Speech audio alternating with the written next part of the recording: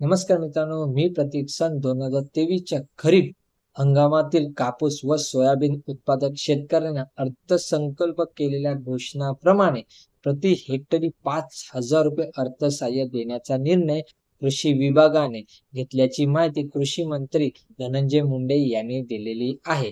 याबाबतचा शासन निर्णय विभागाने निर्गमित केलेला आहे, तो आपण या व्हिडिओच्या माध्यमातून पाहणार आहोत. त्यासाठी व्हिडिओ नक्की शेवटपर्यंत पहा.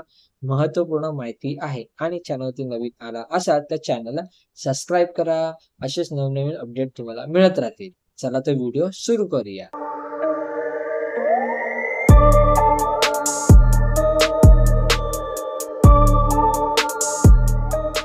तर सन 2023च्या खरीप हंगामातील कापूस व सोयाबीन उत्पादक शेतकऱ्यांना अर्थसहाय्य देण्याबाबत महाराष्ट्र शासन अंतर्गत 29 जुलै 2024 रोजी हा महत्वपूर्ण शासन निर्णय घेण्यात आलेला आहे.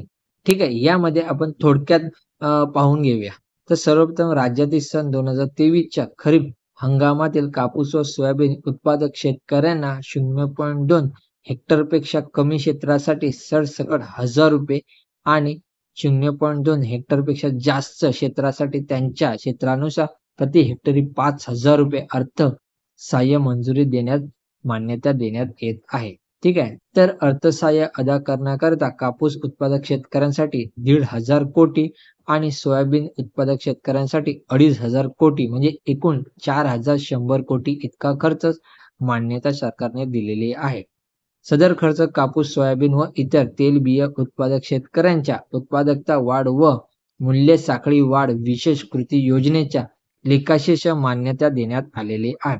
सदर योजनेचा लाभ घेण्यासाठी कापूस व सोयाबीन उत्पादक शेतकऱ्यांसाठीचे पात्रतेचे निकष आपण पाहून घेऊया. तर सर्वप्रथम 0.2 हेक्टरपेक्षा कमी क्षेत्रासाठी सरसकट 1,000 रुपये आणि 0.2 पेक्षा जास्त असेल तर 5,000 रुपये प्रति हेक्टरी.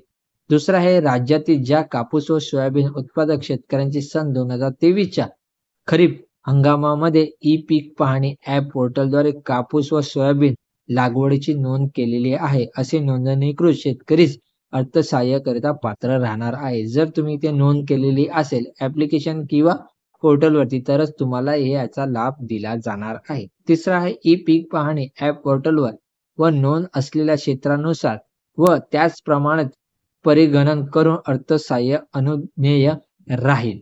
चौथा आहे सदर शेतकऱ्यांना ऑनलाईन प्रणाली व सार्वजनिक वित्तीय व्यवस्थापन प्रणालीद्वारे शेतकऱ्यांच्या आधार लिंक बँक खात्यामध्ये म्हणजे डीबीटी मार्फत हे तुम्हाला पैसे दिले जाणार आहेत. सन 2023च्या खरीप हंगामापासून कापूस व सोयाबीन उत्पादक शेतकऱ्यांसाठीचीच मर्यादा ही राहणार आहे आणि सदरचे अर्थसहाय्य वितरित करण्यासाठीचे कार्यपद्धती स्वतंत्रपणे कळवण्यात येणार आहे. मित्रांनो, हा शासन निर्णय जर तुम्हाला पाहिजे असेल तर www.maharashtra.government.in या संकेतस्थळावरती हा उपलब्ध करण्यात आलेला आहे. अतिशय महत्वपूर्ण माहिती आहे. 0.2 हेक्टरपेक्षा कमी असेल तर त्यांना 1,000 रुपये हेक्टरी देण्यात येणार आहे आणि 0.2 पेक्षा जास्त असेल तर त्यांना 5,000 रुपये दिले जाणार आहे.